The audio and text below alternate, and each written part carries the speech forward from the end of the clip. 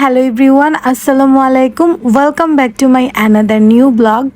অনেকদিন পরে আজকে আমি তোমাদের সাথে ৮-৯ মিনিটের মতো একটা ব্লগ শেয়ার করতে যাচ্ছি। ব্লগটা বড় হওয়ার কারণ হচ্ছে এটা আমার গ্রামের ব্লগ। তো প্রতিবার আব্বু আসলে আমরা একবার হলেও গ্রামের বাড়িতে ঘুরতে যাই, বাট এইবার আমি যেতে পারি নাই, আর এটার জন্য আমার বেশ মনও খারাপ। অ্যাকচুয়ালি কি আর করার, নতুন নতুন বিয়ে শাদী হয়েছে, এখন তো আর কথার সাথে সব জায়গায় চলে যাওয়া যায় না। আমার বেশি মন খারাপ হয়েছে একতে উইন্টার, আর উইন্টারে গ্রামে ঘোরাঘুরি করতে অনেক ভাল লাগে, অনেক পিঠা নাস্তাও খাওয়া যায়। বাট আমি তো যেতে পারি নাই, কি আর করব। তো মোবাইল ঘাটাঘাটি করছিলাম, আগের ব্লগগুলো দেখছিলাম। তো মোবাইল ঘাটাঘাটি করার সময় আমি দেখলাম যে আমি গ্রামের অনেকগুলো ব্লগ রেডি করে রেখেছি, যেগুলো তোমাদের সাথে শেয়ার করি নাই। তো ভাবলাম শেয়ার করেই ফেলি। আগের ব্লগ দেখে কি হয়েছে, তোমরা তো আর দেখো নাই, তোমাদের কাছে তো এটা নতুনই লাগবে। তো ব্লগের শুরুতেই দেখেছো আমরা একদম সকাল সকাল ঢাকা থেকে গ্রামের উদ্দেশ্যে রওনা দেই। যেহেতু আমরা অনেক সকালে রওনা দিয়েছিলাম, তো আমাদের তো নাস্তা টাস্তা করা হয়নি, তাই আমরা কুমিল্লাতে গিয়ে ওইখানে নাস্তা করি।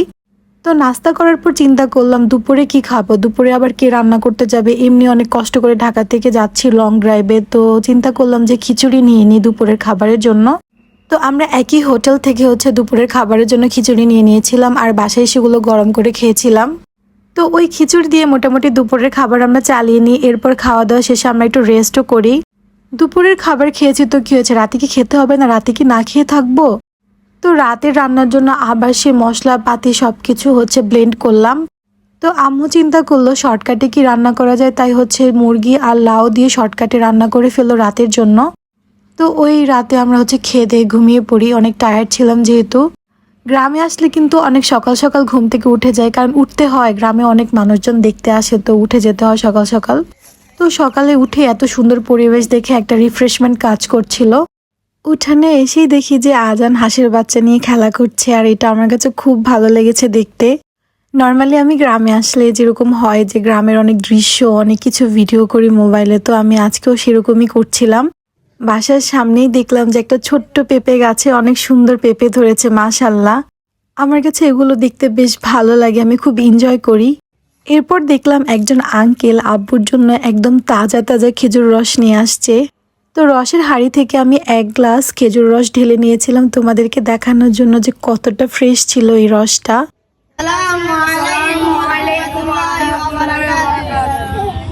আমাদের গ্রামের ম্যাক্সিমাম বাচ্চারা মাদ্রাসায় যায়, তো সবাই রেডি হচ্ছিল মাদ্রাসা যাওয়ার জন্য, আর আমি এসে বললাম যে সালাম দাও জোরে, তোমাদেরকে ব্লগে দেখানো হবে। এই কথা শুনে তো সবাই খুশিতে একদম গদগদ হয়ে গিয়েছিল। এরপর আমি ঘোরাঘুরি করে বাসায় এসে দেখি আম্মু তাজা তাজা শোল মাছ পাতুরি করছে। গ্রামের তাজা তাজা মাছ, মাংস, শাকসবজির স্বাদই আলাদা। আমাদের তো ঢাকায় বেশিরভাগই ফ্রিজের সব খাবার খেতে হয়।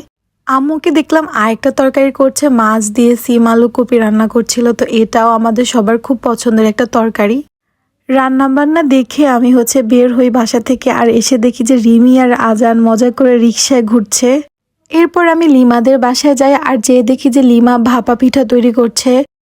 তো পিঠা বানানো দেখে আমি লিমাকে বললাম যে আমি এটার ভিডিও করতে চাই, আর লিমা বলল আপু পিঠা বানানো শেষ, তুমি যদি আরেকটু আগে আসতা তাহলে কিন্তু ভালো মতো পিঠাগুলো তৈরি করা দেখতে পারতা।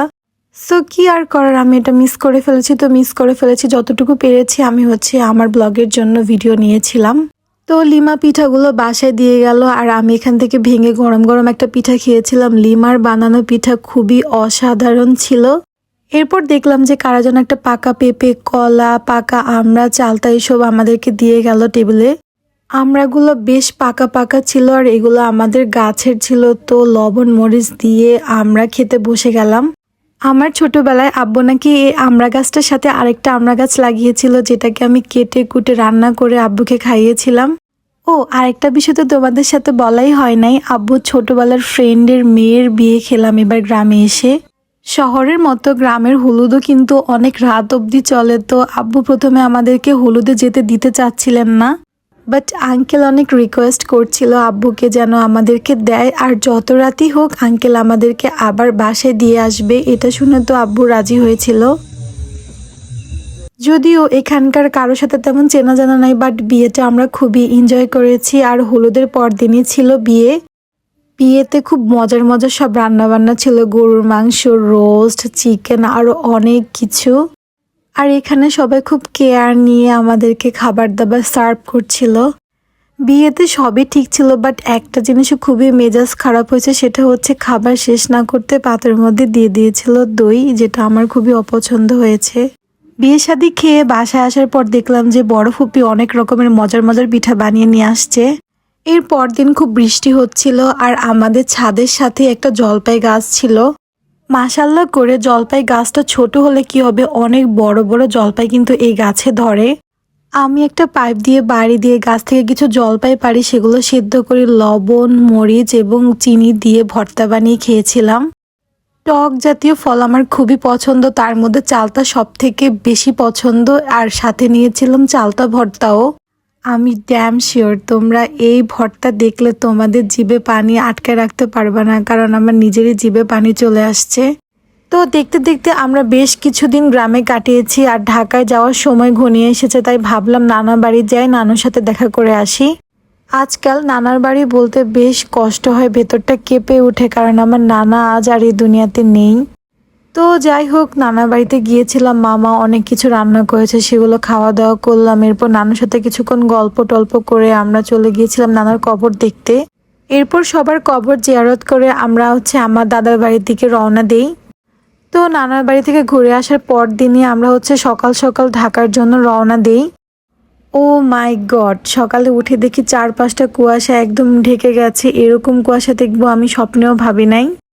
হঠাৎ করে এরকম কুয়াশা দেখে আমার কাছে বেশ ভালো লাগছিল। তো আমরা যতক্ষণ এই কুয়াশা দেখা যাচ্ছিল ততক্ষণ দুই বোন মিলে ভিডিও করছিলাম। গ্রামের রাস্তা পেরিয়ে আমরা আস্তে আস্তে শহরের দিকে যাচ্ছি, আর আশপাশটা পুরোই কুয়াশায় ঢাকা, এই যেন অন্য একটা জগতে চলে এসেছি। সকাল সকাল কি স্নিগ্ধ বাতাস ছিল, আশেপাশের মানুষ এক দুজন করে ঘর থেকে বের হচ্ছে। শীতে সবাই চাদর মুড়ি দিয়ে ঘর থেকে বের হচ্ছিল যে যার কাজ করার জন্য। আমরা একদম ফজর নামাজ পড়ে বের হয়েছিলাম, এই জন্য এত ঘন কুয়াশা আমরা দেখতে পেয়েছিলাম। যেহেতু রাস্তায় কোনো জ্যাম ছিল না, আর আমরা খুব কম সময়ের মধ্যে কুমিল্লা চলে আসি, আর ব্রেকফাস্ট করার জন্য আমরা একটা হোটেলে যাই, মিয়ামি হোটেল। তো এখানে এসে আমরা ডাল ভুনা, গরুর মাংস এবং পরোটা অর্ডার করি সকালের নাস্তার জন্য। আর এই ব্রেকফাস্টের সাথে তারা শসা গাজরের একটা সালাদ সার্ভ করেছিল। তো আমরা ডাল এবং গরুর মাংসকে একসাথে মাখিয়ে খেয়েছিলাম, এতে করে আমাদের আরও বেশি মজা লেগেছে। একতে শীতকাল, তো শীতের সকালে তো অবশ্যই চা লাগবে, তো আমরা অর্ডার দিয়ে দিয়েছিলাম দুধ চা। গরম গরম দুধ চা নিয়ে এসেছিল একটা মগ ভরে। এই চাটাও খেতে বেশ মজা ছিল, আর ওভারঅল এই মিয়ামি হোটেলটাও কিন্তু খুব সুন্দর ছিল ডেকোরেশনের দিক থেকে। তো ব্রেকফাস্ট শেষে আমরা আবারও গাড়িতে উঠে বসি, আর আব্বু আবারও ড্রাইভ করে ঢাকার উদ্দেশ্যে রওনা দেয়। টানা কিছুক্ষণ ড্রাইভ করার পর আব্বু আমাদেরকে বলল, যেহেতু আমরা সবাই খুবই টায়ার্ড, বাসায় গিয়ে রান্না করার মতো মুড কারোই নাই, তোমরা চাইলে কিন্তু দুপুরের খাবারও হোটেল থেকে খেয়ে যেতে পারো।